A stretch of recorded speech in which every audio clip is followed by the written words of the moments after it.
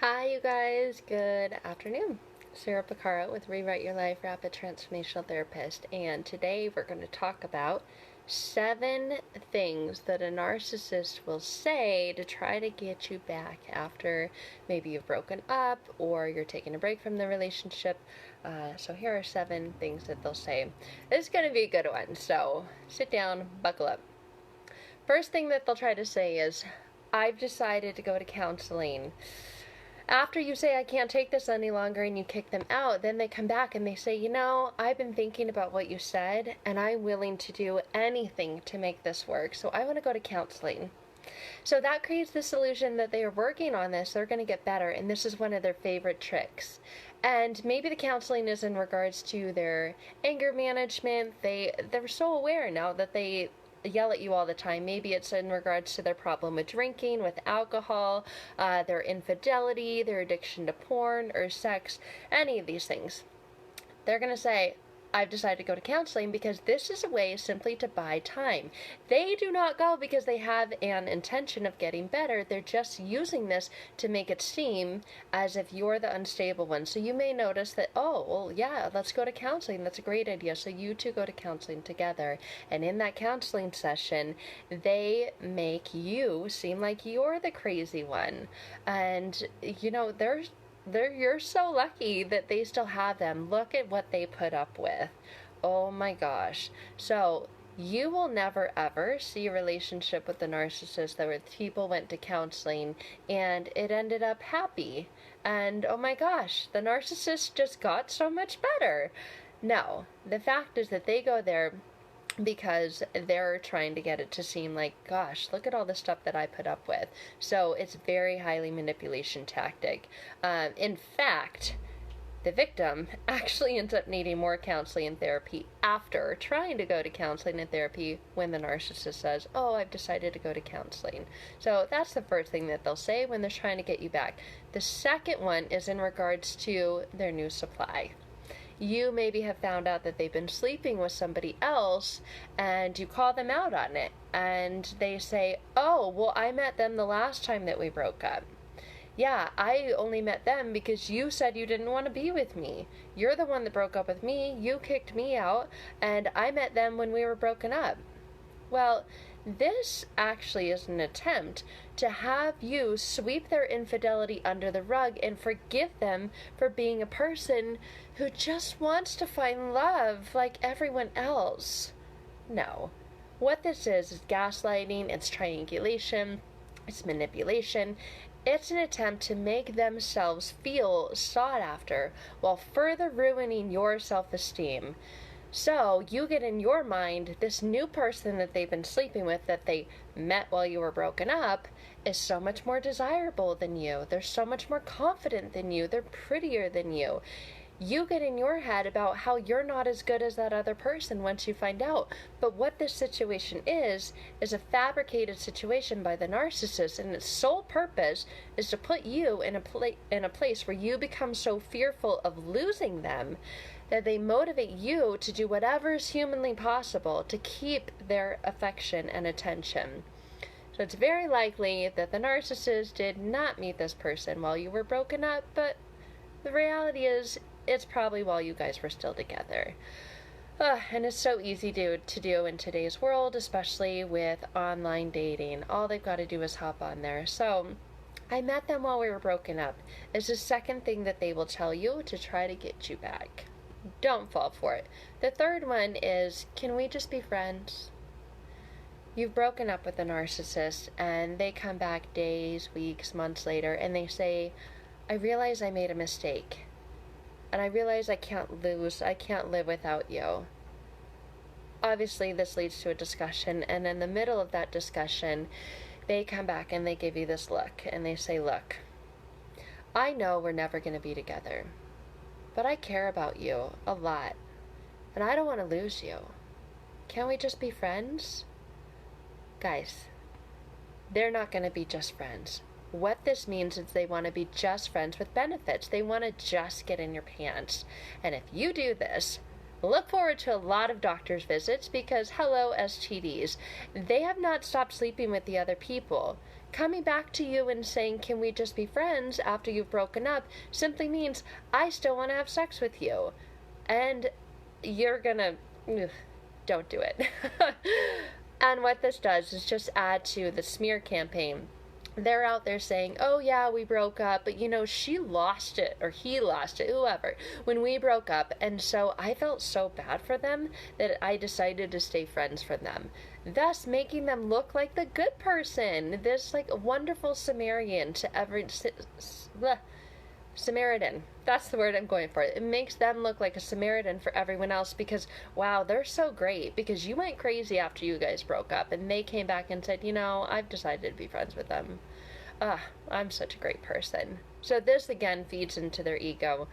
There's no being friends with a narcissist after you have broken up. Unless you like getting STDs, then by all means, be my guest. The fourth thing that they will try to say is, I knew you weren't right for me.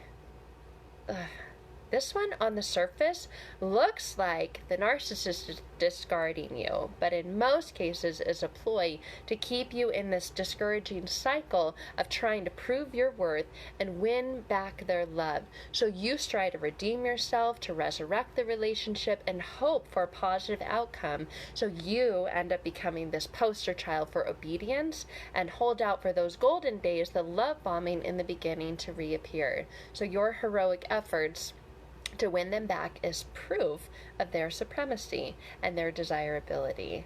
Following this reconciliation phase, they will immediately manipulate you and begin to exploit you, just like they always do.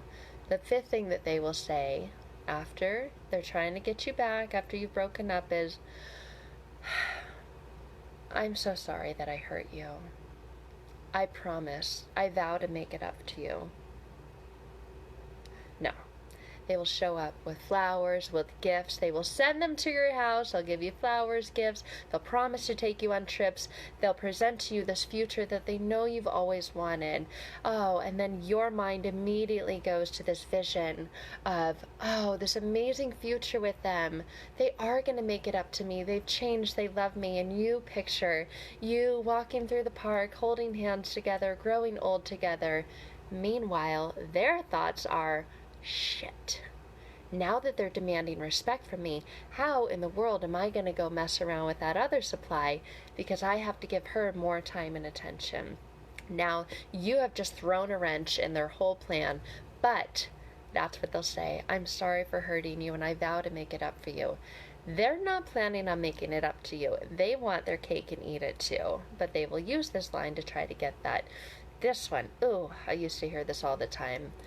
I love only you. I've always only loved you. I always will only love you. I've got screenshots of you cheating. Are you kidding me? Okay. Narcissists are notoriously unfaithful. They may make it appear that they have no control over their sex addiction, or, well, maybe they're really bad at being monogamous. But you know what? Those other people, they don't matter. I don't love them. I only love you. You're the only one that accepts me, warts and all. I come home to you, don't I? Okay, you guys, this is where all my worries goes away. It's me and you against the world, baby. And they confess, yeah, I messed up. But who doesn't? Don't I always come back to you? Don't I sleep in your bed?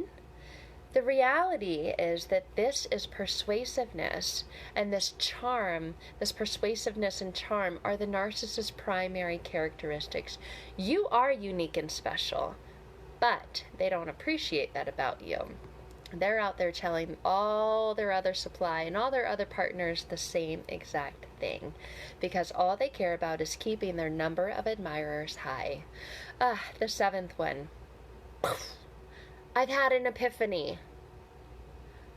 I don't know how all these narcissists have all these amazing epiphanies, but I've had an epiphany. You know what? I was driving to work and suddenly realized, we were meant to be together. You're my soulmate. It all became crystal clear in the matter of seconds. I don't know why I didn't see it before. And you know what? We should get married. We should take this to the new level. Okay, the reality is no amount of sharing because obviously this triggers within you. You're going to share with them, oh really, you think we should get married? Well, look at this and this and this and this and this. No amount of how much pain they've caused you, you sharing them with, will get them to see that. It's just not going to happen. So their epiphanies are BS. Do not buy those. That is one of the things that they will say to get you back, and please, please, please don't fall into that trap, because that's simply what it is. Moral values don't come into question when a narcissist is looking to get back into a relationship with you. They go out the window. They will shamelessly try to come back in and just pick up wherever they left off. And there's no regard to your emotional or physiological well-being or any of the harm that they caused. So, you will never be in control of your emotions or your self-esteem as long as the narcissist is in your life. So know that. You've most likely heard these 7 common things after you've broken up and they're trying to come back into your life.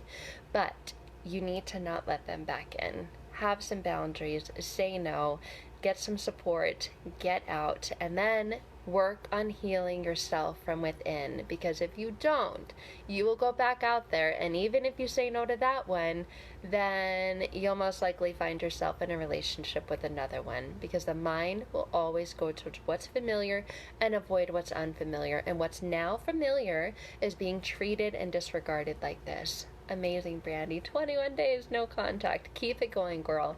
And work on healing yourself from within. So if that is where you're at, don't fall for these 7 things that they're going to tell you to try to get you back. You've most likely heard one or all of them, as I did. Please reach out and connect to me. We'll talk about what rapid transformational therapy and really truly healing from within, from the inside out, so that your relationships are not these projections of how you feel inside, because that's all that a narcissist is this projection of feeling not good enough. And they're proving that by being in this relationship with you. How kind of them.